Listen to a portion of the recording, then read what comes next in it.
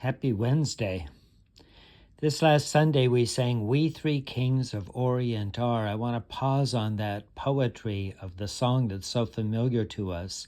We all join in and we enjoy the refrain, "O star of wonder, star of night, star with royal beauty bright, westward leading, still proceeding, guide us to thy perfect light."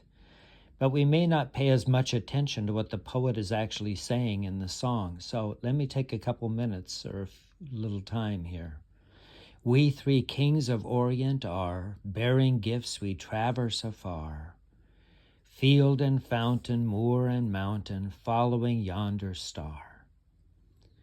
Born a king on Bethlehem's plain, gold I bring to crown him again, king forever, ceasing never, over us all to reign. Frankincense to offer have I, incense owns a deity nigh, prayer and praising, gladly raising, worshiping God most high.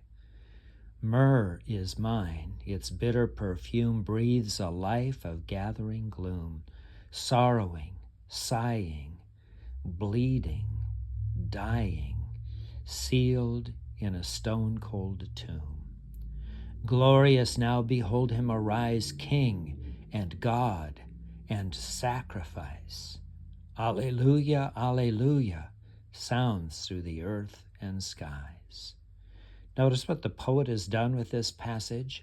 It's not an accurate history of the arrival of the three kings. We know that there were more than three kings, that it represents the various cultures of the ancient world coming from far away. We know there were only three gifts, but notice how the poet has taken those three gifts and turned it into a theology of who Christ is, that Christ is king because gold was presented. Christ is God because frankincense was presented. Christ is a sacrifice for our sins because myrrh represents death and the stone-cold tomb. It's an amazing poem that reminds us it's not so much about the star, it's not even so much about the kings, but it's mostly a poem about who is Christ and why do we worship him. This week we're going to be looking at poetry, particularly Genesis chapter 1, and how it doesn't reflect accurate history or facts, but it stirs our imagination and brings us into deep theology. See you on Sunday.